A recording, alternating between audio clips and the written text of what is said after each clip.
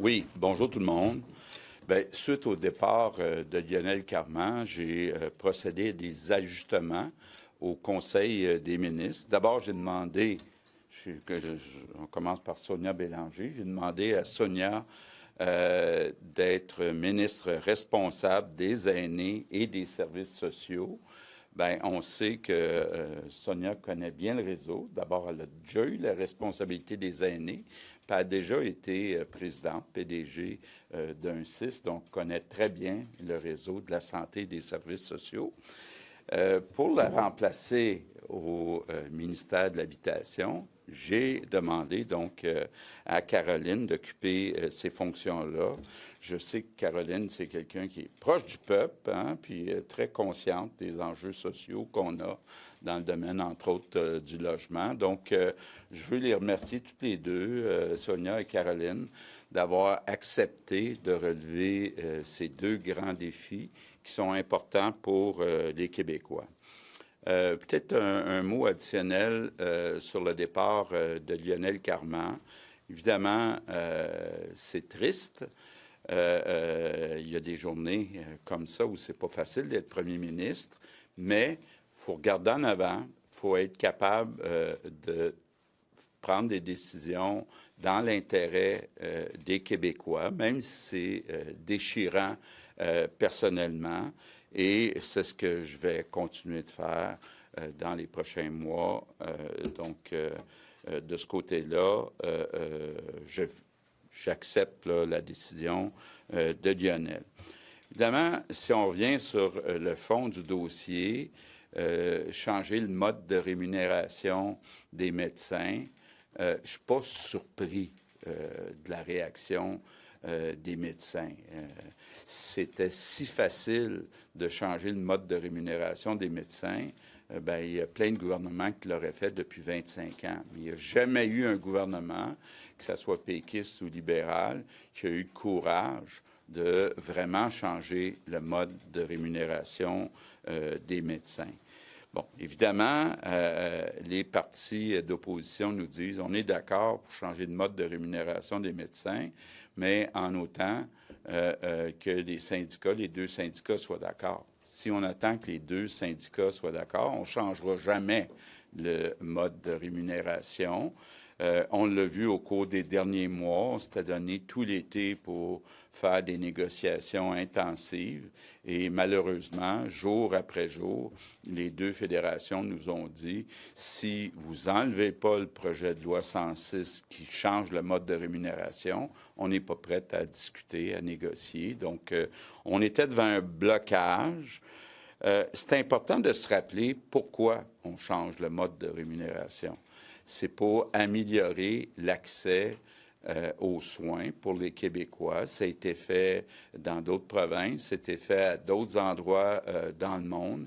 Entre autres, en première ligne, il y a actuellement 1,5 million de Québécois qui n'ont pas accès à un médecin de famille. Puis dans les Québécois qui ont accès à un médecin de famille ou un GMF, bien, il y en a beaucoup qui n'ont pas de service le soir, la fin de semaine. Donc, ce qui était prévu, là, puis c'était moi qui étais à l'époque ministre de la Santé quand on a ouvert le premier GMF, ce qui était prévu, c'était qu'à tour de rôle, les médecins, les infirmières se relaieraient pour offrir des services le soir et la fin de semaine. Puis malheureusement, c'est pas ce qu'on voit dans tous les GMF.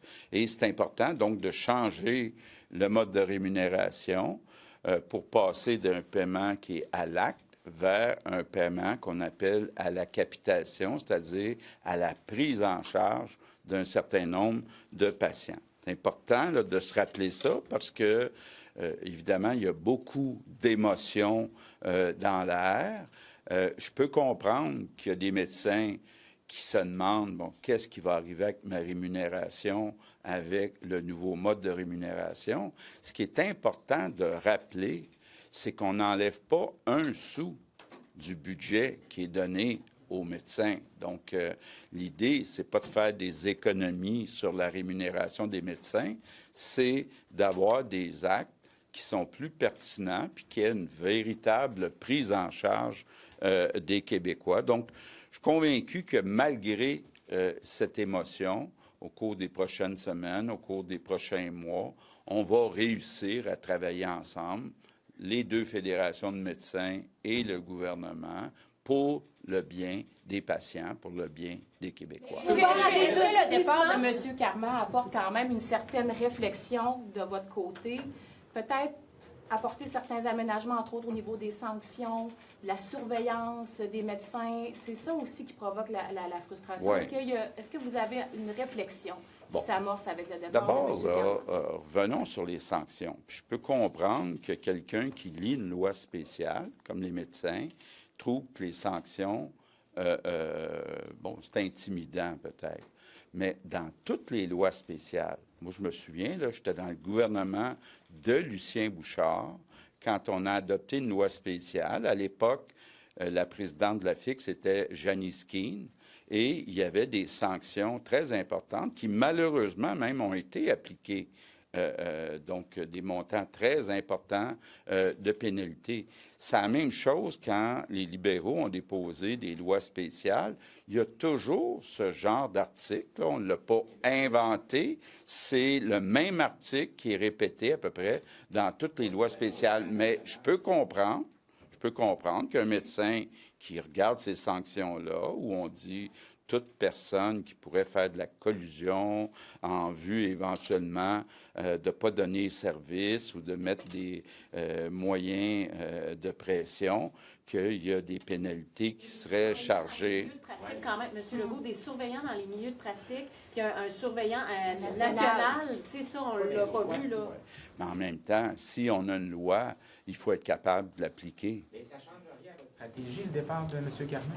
Bien, écoutez, comme je vous disais, moi, je m'attendais à ce que ça soit dur. Je m'attendais à ce que les médecins soient très émotifs.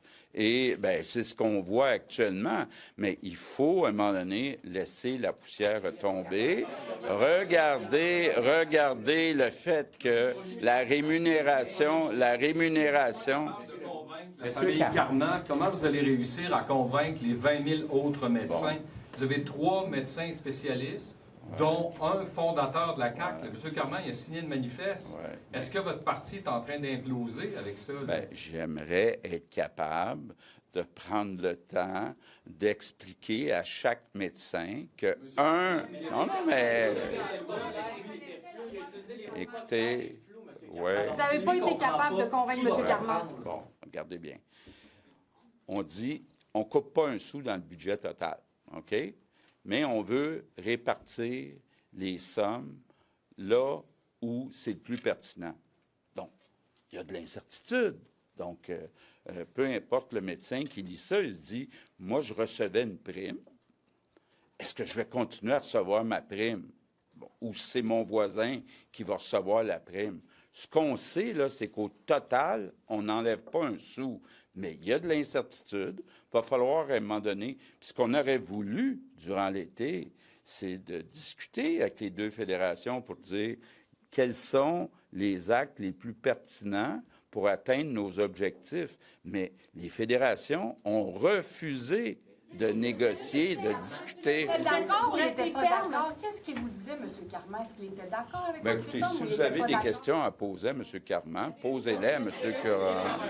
C'est la vétusté, M. Carman. Lionel Carman était au Conseil des ministres quand on a approuvé le projet de loi 2. Pas vers les médecins sur les sanctions, parce que ce qu'ils disent, les médecins, c'est que les sanctions, par exemple, les actions concertées, ils disent dans les lois auxquelles vous faites référence, il y avait des exceptions, par exemple, pour ceux qui prennent leur retraite. Est-ce que vous pourriez prévoir ce genre d'exception-là pour dire ceux qui prennent leur retraite, c'est correct, ce ne sera pas considéré comme une action concertée, puis il n'y aura pas de sanction? Écoutez, je vous le répète, là, ce sont les mêmes mots qu'on a dans toutes les lois spéciales.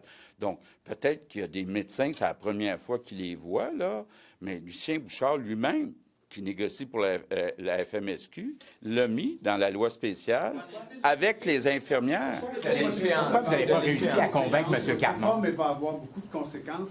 L'une d'elles, c'est le départ de M. Carman. Est-ce que c'est grave? Bien, écoutez, c'est pas quelque chose que je souhaitais, évidemment, mais je suis là pour travailler pour l'ensemble des Québécois. Je suis là pour être capable d'offrir des meilleurs services, puis on va tous s'entendre qu'on peut offrir des meilleurs services dans notre réseau de la santé. M.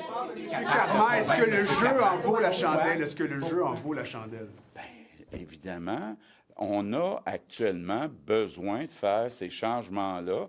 Je l'ai dit, là, depuis, j'allais dire 10 ans, 20 ans, là, depuis que je suis en politique, depuis 20 ans que je le dis, on ne sera jamais capable d'avoir un réseau de la santé efficace si on ne change pas le mode de rémunération des médecins. Vous m'avez entendu sûrement des dizaines, si ce n'est pas des centaines de fois le dire, donc je n'ai pas changé d'idée. Depuis le début, il a signé le manifeste de la coalition qui incluait un nouveau pacte avec les médecins. Il était conscient de votre intention depuis le début. Maintenant, le résultat, il quitte à cause de la loi 2. Pourquoi vous avez été incapable de le convaincre? Bien, écoutez, moi, j'aurais souhaité que lui, son épouse, sa fille, que tout son entourage prennent le temps, dans les prochaines semaines, les prochains mois, de constater que même si aujourd'hui il y a de l'incertitude, qu'au total, on ne coupe pas d'argent. Mais je comprends qu'il y a des médecins qui se disent, moi, je recevais une prime. Est-ce qu'à l'avenir, je vais continuer de recevoir la prime ou si c'est mon voisin, ma voisine? Suspendre la loi 2, le temps de négocier avec les fédérations. Pourquoi ne pas suspendre la loi 2?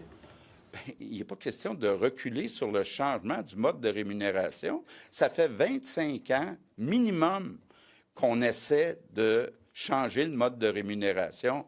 On n'ira pas retirer le projet de loi qui, enfin, vient changer le mode de rémunération. Tous les députés, ne reculerez pas, Est-ce que tous les députés qui sont toujours dans votre caucus vous appuient? Yes. En anglais, Mr. Legault, in less than a week, you Yeah. lost a close friend Right. because of your law.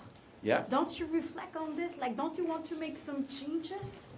But I knew that it would be tough, including for friends, because we're talking about Lionel, but I've got other friends that are doctors. And of course, there's some uncertainty, because even if we say the total budget will stay the same, so there will be no reduction of the budget, the way we'll pay the different doctors may be different. So there's some uncertainty. We say we won't make any change before January the 1st. So I still hope that we can have some discussion from now until January the 1st to make sure that all federations and doctors, that they understand that we do that for the good of the Quebecers. After the week you experienced, been a very difficult week for your government. Is the political price worth what you're paying? You lose Mr. Carman. Is it too high a price to pay to push this vision through that you have? Like I said in French this morning, politics is like an extreme sport, so it's not easy.